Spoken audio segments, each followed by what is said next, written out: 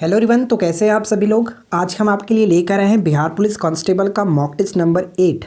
अगर आपने इससे पहले के बाकी के मॉक टेस्ट को नहीं देखा है तो जाकर के लिंक चेक कर सकते हैं, डिस्क्रिप्शन में आपको मिल जाएगा, या फिर आप प्लेलिस्ट में जाकर के भी वहाँ से सारे मॉक टेस्ट को दे सकते हैं।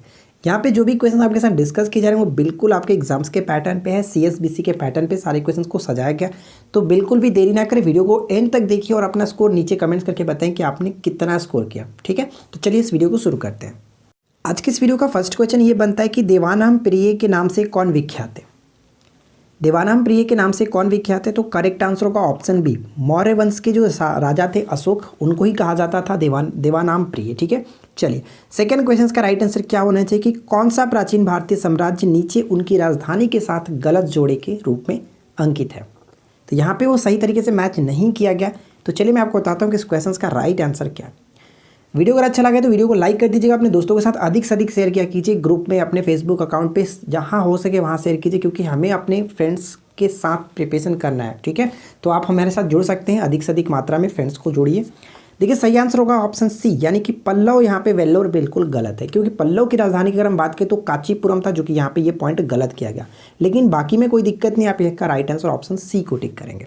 चलिए थर्ड क्वेश्चन का राइट आंसर बताइए कि क्या होना चाहिए। 1420 में विजयनगर साम्राज्य में आने वाला इटली के यात्री का नाम क्या था। 1420-21 में ये आया था इटली का यात्री, जिसका नाम क्या था। तो सही आंसर होगा निकोलो डी कॉन्टी। ऑप्शन हम यहाँ पे बी को टिक करेंगे, काफ़ी ये अच्छा क्वेश्चन बन जाता है। क्वेश्चन नंबर 4 का राइट आंसर बताइए। ब्रिटिश साम्राज्य के दौरान भारत का आर्थिक अपवहन का सिद्धांत किसने प्रस्तुत किया था। ये क्वेश्चन बहुत ज़्यादा पूछा जाता है। भारत का आर्थिक अपवहन का सिद्धांत जो कि किसने प्रस्तुत किया था, तो इस क्वेश्चन का राइट आंसर हो जाएगा ऑप्शन बी। दादा भाई नौरोजी ने प्रस्तुत किया था, ऑप्शन बी राइट आंसर है। क्वेश्चन नंबर 5 कह रहा है कि एनालेक्ट्स पवित्र ग्रंथ है। एनालेक्ट्स जो पवित्र ग्रंथ है किसका, किस धर्म का। तो यहाँ पे सही आंसर होगा ऑप्शन सी, कन्फ्यूशियन धर्म का ये जो कि पवित्र ग्रंथ माना जाता है। ऑप्शन सी को टिक करेंगे। चलिए 6 क्वेश्चन का राइट आंसर क्या होना चाहिए। और अंग्रेज़ों ने भारत में अपनी पहली फैक्ट्री कहाँ स्थापित की थी। अंग्रेज़ों ने भारत में पहली जो फैक्ट्री थी वो कहाँ स्थापित की थी। तो इस क्वेश्चन का राइट आंसर हो जाएगा ऑप्शन हम बी को टिक करेंगे, सूरत में। इसको ही आप याद रख सकते हैं, सुर में बक। छोटा सा ट्रिक आप कह सकते हैं कि सुर में बक। देखिए सुर का मतलब सूरत, में का मतलब मद्रास, ब का मतलब जो कि बम्बई, और क का मतलब कलकत्ता। यही क्रम था अंग्रेज़ों के जो कि फैक्ट्री स्थापित करने का। तो सबसे पहला सूरत। क्लियर। चलिए क्वेश्चन नंबर 7 का राइट आंसर क्या होना चाहिए। किस भारतीय ने देश के बाहर सर्वप्रथम गणतंत्रात्मक सरकार की स्थापना की थी। तो इस क्वेश्चन का राइट आंसर डेफिनेटली आपने गेस किया होगा। अगर आपने ऑप्शन बी को गेस किया तो बिल्कुल सही जवाब आपने दिया है, ऑप्शन बी बिल्कुल सही आंसर है। राजा महेंद्र प्रताप, जिन्होंने अफगानिस्तान में जो कि इस गणतंत्रात्मक सरकार की स्थापना की थी। नेक्स्ट क्वेश्चन, हुमायूं का मकबरा कहाँ स्थित है। काफ़ी अच्छे क्वेश्चन है, बताइए सही आंसर क्या होना चाहिए। हुमायूं का मकबरा जो है वो कहाँ स्थित है। तो मैं आपको बता दूं इस क्वेश्चन का राइट आंसर हो जाता है ऑप्शन हम यहाँ पे ए को टिक करेंगे। ठीक है, हुमायूं का मकबरा, हम इसको HD याद रख सकते हैं। हुमायूं का मकबरा जो कि दिल्ली में स्थित है। लाहौर में किसका मकबरा था, तो लाहौर में जहांगीर का मकबरा है। सासाराम में किसका मकबरा है, बिहार के सासाराम में किसका मकबरा है। तो बिल्कुल सही आपने सोचा, शेरशाह सूरी का, सभी लोग को पता होगा। काबुल में जो कि बाबर का मकबरा था, काबुल में। तो ये सभी चीज़ें आपको याद रखना है। नेक्स्ट प्रश्न बनता है कि महबूब ए इलाही किस सूफी संत की उपाधि थी। महबूब ए इलाही जो कि किस सूफी संत की उपाधि थी। तो यहाँ पे सही आंसर होगा निज़ामुद्दीन औलिया, ऑप्शन सी बिल्कुल राइट आंसर है। नेक्स्ट क्वेश्चन बताइए, हिंदी का क्वेश्चन आ गया। शुद्ध वर्तनी का चयन कीजिए। देखिए आपके पेपर में 100 क्वेश्चंस रहेंगे। 100 क्वेश्चंस में 3 से 4 क्वेश्चंस हिंदी के क्वेश्चंस डेफिनेटली देखने को मिलेगा, जो कि आपके सिलेबस में ही दिया गया। तो यहाँ पे मैंने 50 क्वेश्चंस में 2 से 3 क्वेश्चंस रेगुलर में डालता हूँ। तो यहाँ पे देखिए शुद्ध वर्तनी की अगर हम बात करें तो प्रतिष्ठा, प्रतिष्ठा ऑप्शन बी बिल्कुल सही है। सही तरीके से प्रतिष्ठा इस तरह से लिखा जाता है। ठीक है, हिंदी के साथ साथ इंग्लिश के भी क्वेश्चंस रहते हैं, तो मैंने इंग्लिश के भी क्वेश्चंस इस प्रैक्टिस सेट में इंक्लूड किया। बताइए कि दर्प का पर्यायवाची शब्द क्या होगा। दर्प का पर्यायवाची शब्द क्या होगा। तो देखिए मैं आपको बता दूं कि दर्प की अगर हम बात करें तो उसको अहंकार, घमंड, अभिमान कहा जाता है। इस तरह से कह सकते हैं कि अहंकार यहाँ पे सही आंसर होगा, ऑप्शन बी राइट आंसर है। चलिए नेक्स्ट क्वेश्चन बताइए, इंडोनेशिया को पहले किस नाम से जाना जाता था। इंडोनेशिया को पहले किस नाम से जाना जाता था। बिल्कुल सही आपने राइट आंसर गेस किया है, डच ईस्ट इंडिया। ठीक है, डच ईस्ट इंडीज़ कहा जाता था। ऑप्शन हम ए को टिक करेंगे। नेक्स्ट प्रश्न बनता है कि निम्नलिखित में से कौन सा महाद्वीप पूर्णतः हिमाच्छादित है। कह सकते हैं कि पूर्णतः बर्फ से ढका हुआ है, हिमाच्छादित है। तो राइट आंसर यहाँ पे होगा option D, Antarctica. Clear, option D बिल्कुल सही आंसर है। नेक्स्ट क्वेश्चन की ट्राई निम्नलिखित में से किस क्षेत्र की नियामक संस्था, जो ट्राई है वो किस क्षेत्र की नियामक संस्था है? इसका फुल फॉर्म अगर हम बात करें तो telecom regulatory authority of India होता है। तो दूरसंचार यहाँ पे ऑप्शन डी को टिक करेंगे, दूरसंचार से ये संबंधित है। अगला प्रश्न ये कह रहा है कि रिक्त स्थान की पूर्ति करें। जैसा मैंने आपको बताया कि 100 क्वेश्चंस में हिंदी और इंग्लिश दोनों में मैक्स जो भी इंग्लिश के भी क्वेश्चंस रहेंगे, तो देखिए 3 से 4 क्वेश्चंस इंग्लिश के भी आपको देखने को मिलेंगे पेपर में। तो यहाँ पे बताइए कि take this medicine regularly and you will get, क्या होगा, गेट रिड ऑफ होता है। ठीक है, ये आपका एक डायरेक्ट इडियम्स होता है, get rid of. Correct answer होगा ऑप्शन हम बी को टिक करेंगे, get rid of. Get rid of का मतलब होता है मुक्ति पाना या फिर किसी चीज़ से छुटकारा पाना। ठीक है, ऑप्शन हम यहाँ पे बी को टिक करेंगे। नेक्स्ट क्वेश्चन का राइट आंसर बताइए कि क्या होगा। त्रिफला में कौन सा समास है? त्रिफला में कौन सा समास है? देखिए त्रिफला अगर हम बात करें तो जो भी नंबर वाली बात की जाती है, जैसे तिरंगा हुआ, त्रिफला हुआ यहाँ पे, तो कह सकते हैं कि वो हमारा द्विगु समास होता है। ठीक है, द्विगु समास, ऑप्शन हम सी को टिक करेंगे। जब भी संख्या की बात की जाती है तो वहाँ पे हम द्विगु समास को टिक करते हैं। नेक्स्ट क्वेश्चन बनता है कि किसके शासनकाल के दौरान निकोलो कॉन्टी ने विजयनगर का दौरा किया था? ऊपर हम लोगों ने देखा था ये कब आया था, ये एक इटली यात्री था 1420-21 में। मैंने आपको बताया कि ये भारत आया हुआ था। तो किसके समय में आया हुआ था? तो देवराय प्रथम के समय में आया हुआ था। विजयनगर के जो शासक थे देवराय प्रथम, इनके समय में आया हुआ था। नेक्स्ट क्वेश्चन का राइट आंसर क्या होना चाहिए? निम्नलिखित में से किस मुगल बादशाह ने अंग्रेजों को उनके व्यापार में मदद करने के लिए एक महत्वपूर्ण फरमान जारी किया था? तो ये महत्वपूर्ण फरमान दिया गया था किसके द्वारा? तो फर्रुखसियर के द्वारा, ऑप्शन बी बिल्कुल सही आंसर होगा। नेक्स्ट क्वेश्चन कह रहा है कि निम्नलिखित में से किस सुल्तान ने बेरोजगारों को रोजगार दिलवाया? तो बेरोजगारों को रोजगार दिलवाया था फिरोज शाह तुगलक, ऑप्शन हम सी को टिक करेंगे। ठीक है, ऑप्शन सी बिल्कुल सही आंसर होगा। नेक्स्ट क्वेश्चन बताइए, जलप्रपात हुंडरू किस जगह के पास स्थित है? हुंडरू जलप्रपात जो है वो किस जगह के पास में स्थित है? तो ये करेक्ट आंसर होगा रांची। ठीक है, रांची बिल्कुल सही आंसर हो जाता है। नेक्स्ट प्रश्न बनता है कि निम्नलिखित में से सही शब्द कौन सा है? बताइए, सही शब्द निम्नलिखित में से कौन सा है? तो यहाँ पे सही जो शब्द होगा वो टेरिटरी, ऑप्शन हम ए को टिक करेंगे। ऑप्शन ए बिल्कुल सही तरीके से लिखा गया। चलिए नेक्स्ट क्वेश्चन बताइए, भारत में अंग्रेजों की लूट किस महत्वपूर्ण घटना के बाद शुरू हो गई थी? भारत में अंग्रेजों की लूट किस महत्वपूर्ण घटना के बाद शुरू हो गई थी? तो प्लासी के युद्ध के पश्चात। प्लासी का युद्ध 1757, ये याद रखना है। ठीक है, 1757 इंपॉर्टेंट क्वेश्चंस बनता है। नेक्स्ट क्वेश्चंस, किसने 1911 में प्राथमिक शिक्षा को निःशुल्क और अनिवार्य बनाने वाला विधेयक इंपीरियल लेजिस्लेटिव काउंसिल में प्रस्तुत किया गया, जिसे प्राथमिक शिक्षा का मैग्ना कार्टा कहा गया? तो सही आंसर होगा गोपाल कृष्ण गोखले, ऑप्शन हम ए को टिक करेंगे। नेक्स्ट क्वेश्चन है कि कांग्रेस के किस अधिवेशन में पहली बार कांग्रेस द्वारा मौलिक अधिकारों के साथ साथ राष्ट्रीय आर्थिक कार्यक्रमों से संबंधित प्रस्ताव पारित किए गए थे? तो यहाँ पे इस क्वेश्चन का राइट आंसर हो जाएगा ऑप्शन ए, कराची अधिवेशन 1931। अगर क्वेश्चन पूछ ले कि कराची अधिवेशन 1931 की अध्यक्षता किसने की थी, तो सरदार वल्लभ भाई पटेल। और ध्यान रखेंगे सरदार वल्लभ भाई पटेल की ये एकमात्र अध्यक्षता थी। नेक्स्ट क्वेश्चन कह रहा है कि इवोल्यूशन का जो अर्थ है निम्न में से कौन उसके समान है? इवोल्यूशन का जो अर्थ है निम्नलिखित में से किसके समान है, उसी की तरह से इसका भी अर्थ होगा। देखिए मैं आपको बता दूं कि इवोल्यूशन का अर्थ क्या होता है कि विकास के क्रम में बदलाव को कहते हैं। ठीक है, इवोल्यूशन। तो यहाँ पे हम कह सकते हैं ट्रांसफॉर्मेशन भी उसी के संदर्भ में यूज होता है। ऑप्शन ए यहाँ पे सही आंसर होगा। ठीक है, ट्रांसफॉर्मेशन। नेक्स्ट क्वेश्चन, 1925 में सरकार द्वारा गठित भारतीय आर्थिक जांच समिति के अध्यक्ष कौन थे? 1925 में सरकार द्वारा गठित भारतीय आर्थिक जांच समिति के अध्यक्ष थे एम विश्वेश्वरैया, ऑप्शन हम यहाँ पे डी को टिक करेंगे। ठीक है, नेक्स्ट क्वेश्चन, पुर्तगाली उपनिवेश का प्रथम वायसराय भारत में कौन हुआ? पुर्तगाली उपनिवेश का प्रथम वायसराय भारत में कौन हुआ? तो फ्रांसिस्को डी अल्मेडा, यहाँ पे ऑप्शन बी बिल्कुल सही आंसर है। नेक्स्ट क्वेश्चन बनता है कि गौतम बुद्ध को एक देवता का स्थान किस राजा के युग में प्राप्त हुआ?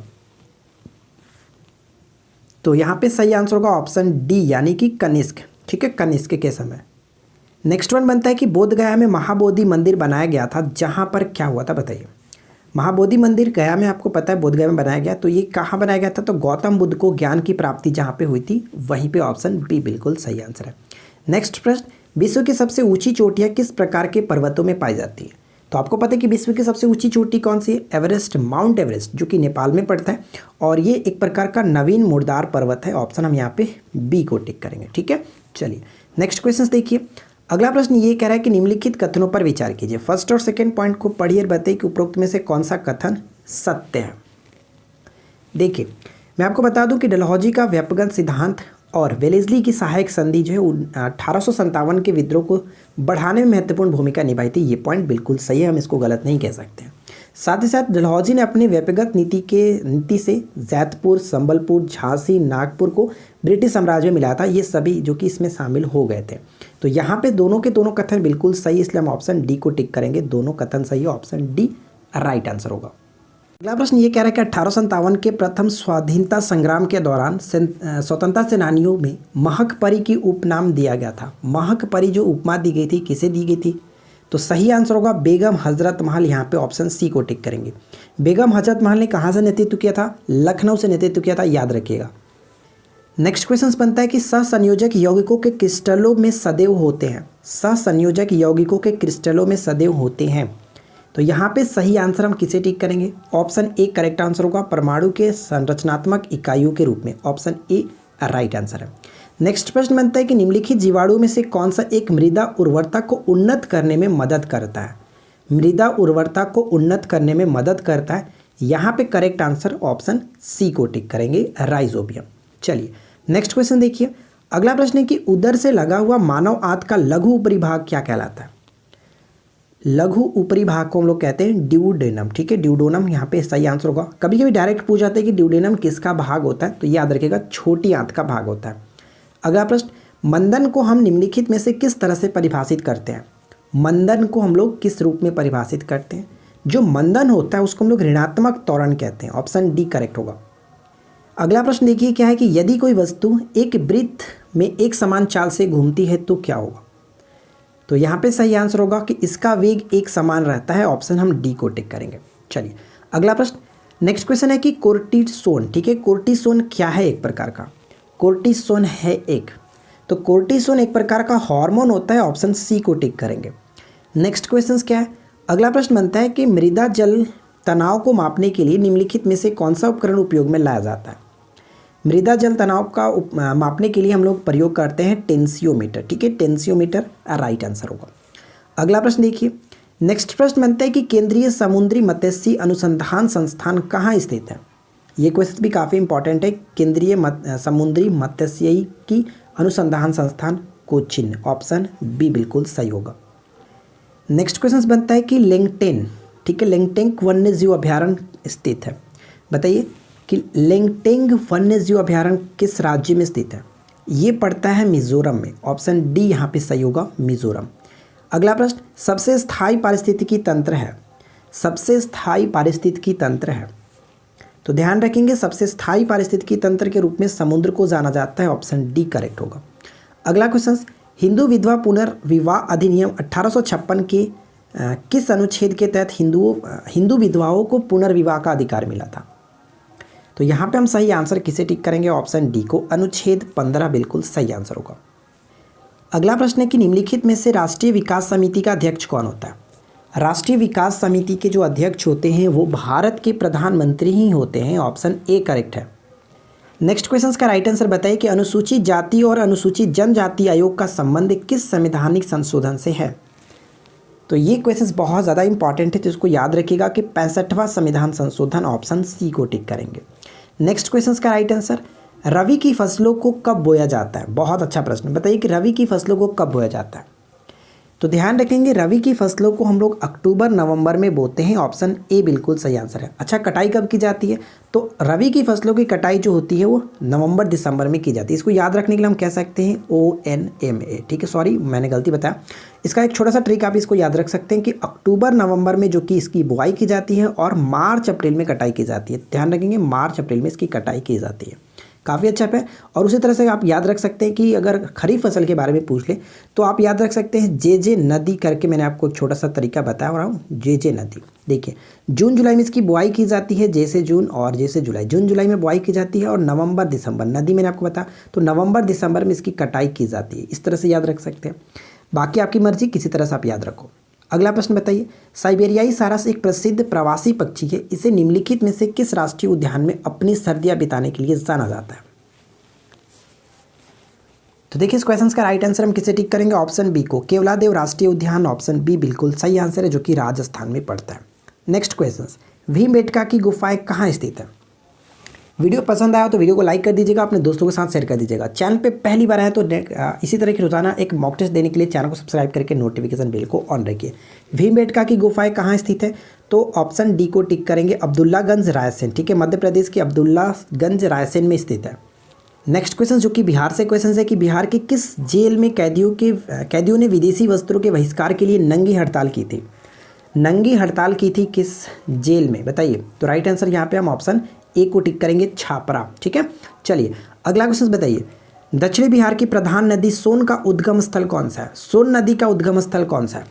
तो आपको पता है कि सोन नदी का उद्गम जो होता है वो मध्य प्रदेश के अमरकंटक से निकलता है। ऑप्शन डी को टिक करेंगे। तो मुझे उम्मीद है कि आप लोग को ये 50 क्वेश्चन अच्छे लगे होंगे। वीडियो अच्छी लगी तो लाइक कर दीजिए, अपने दोस्तों के साथ अधिक से अधिक शेयर कीजिए। मैं बार बार आपको बोलता हूँ, चैनल को सब्सक्राइब नहीं कर रखे तो सब्सक्राइब करके नोटिफिकेशन बेल को ऑन कर लीजिए। मिलते हैं किसी और वीडियो में नेक्स्ट टॉपिक के साथ। Thanks for watching, keep watching, keep learning, have a good day. दोस्तों आज की इस वीडियो में मैं आपको अनअकैडमी के बारे में बताना चाहूँगा। अनअकैडमी आपके लिए लेकर आया है एक फ्री प्लान, जिसमें आपको बिहार के टॉप एजुकेटर से पढ़ने का सुनहरा मौका मिलेगा। उसी के साथ आपको मिलेंगे 300 से ज़्यादा फ्री लाइव क्लासेस, जो कि लाइव डाउट क्लियरिंग के साथ, और 20,000 से plus practice questions, free mock test और उनके एनालिसिस, और साथ ही साथ बहुत कुछ। मैं आपको बता दूं कि इस फ्री प्लान को एक्टिवेट करने के लिए डाउनलोड करें अनअकैडमी ऐप और आज ही यूज़ करें हमारा रेफरल कोड निरंजन 10, जिस तरह से आप यहाँ पे देख सकते हैं। एक ज़रूरी इन्फॉर्मेशन और भी देना चाहता हूँ, अनअकैडमी लेकर आया है प्लस बैचेज, जो कि आपकी ऑलराउंडर प्रिपरेशन के लिए होगा। अब अनअकैडमी के साथ अपना मनपसंद बैच ज्वाइन कर सकते हैं अपनी प्रिपरेशन के हिसाब से। ठीक है, मैं आपको बता दूं फ्रेंड्स कि अगर आपने इस बार जो बीपीएससी प्रीलिम्स दिया है और मेंस की प्रिपरेशन करना चाहते हैं तो इनरोल करें लक्ष्य बैच को। इसमें सारे जीएस के सब्जेक्ट टॉप एजुकेटर्स के द्वारा कवर कराए जाएंगे, जिनके साथ पीडीएफ रिवीजन नोट्स भी मिलेंगे। उसी के साथ आंसर राइटिंग प्रैक्टिस भी कराई जाएगी। तो हुई ना पूरी बीपीएससी की मेंस की प्रिपरेशन काफ़ी अच्छे तरीके से। तो कोर्स के लिए लिंक डिस्क्रिप्शन में है, आज ही जाकर के इनरोल हो सकते हैं। अगर आप बीपीएससी की कंप्लीट प्रिपरेशन करना चाहते हैं फुल गाइडेंस के साथ, तो बिल्कुल भी देरी ना करें, ज्वाइन करें विजय फाउंडेशन बैच में, क्योंकि इसमें आपको प्री और मेंस के साथ कंप्लीट कोर्सेज कराए जाएंगे। और साथ ही साथ आपको बता दूं कि रोज़ लाइव डाउट क्लियरिंग क्लास भी होंगे और मेंस के लिए आंसर राइटिंग प्रैक्टिस भी कराई जाएंगे। यही नहीं दोस्तों, करंट अफेयर्स के साथ भी आपका कवर कराया जाएगा, जो कि अपने मार्ग में आगे बढ़ने के लिए काफ़ी ये कोर्सेज अच्छे होंगे, तो आप इनको ज्वाइन कर सकते हैं। तो फ्रेंड्स अगर आप बीपीएससी प्रीलिम्स और मेंस की पूरी तैयारी इंग्लिश मीडियम में करना चाहते हैं तो कोई प्रॉब्लम नहीं, आप कर सकते हैं। टारगेट बैच स्टार्ट किया जा रहा है 8 जनवरी से, तो आप जाकर के इंटरेस्ट रखते हैं तो आप नीचे दिए गए लिंक को चेक कर सकते हैं। ये जो कोर्स है वो स्टार्ट हो रहा है 8 जनवरी से, तो मुझे नहीं लगता है कि आपको कोई भी देरी करनी चाहिए। अब अगर आप बीपीएससी के लिए बिल्कुल सीरियस हैं तो इनरोल करें और अपनी तैयारी पक्की करें। लिंक डिस्क्रिप्शन बॉक्स में है, मैंने लिंक दे दिया है। मैं आपको बता दूं कि अनअकैडमी पे आपको बिहार के टॉप एजुकेटर से पढ़ने का मौका डायरेक्ट मिलता है। जैसे अगर जाने माने एजुकेटर्स की बात करें तो आपको पता है कि पवन झा हुए, शशि शरण सर हुए, ये सभी काफ़ी टॉप एजुकेटर्स हैं। तो देखिए अब मैं आपको बताता हूं कि अनअकैडमी का सब्सक्रिप्शन कैसे लेना है। बस आपको प्ले स्टोर से अनअकैडमी लर्निंग ऐप को डाउनलोड करना है। इसमें अपना गोल बीपीएससी को चूज़ करना है और साथ ही साथ प्लस कोर्स में जाकर के अपने मन चाहे बैच कोर्स के लिए इनरोल करने के लिए गेट सब्सक्रिप्शन पे क्लिक कीजिए।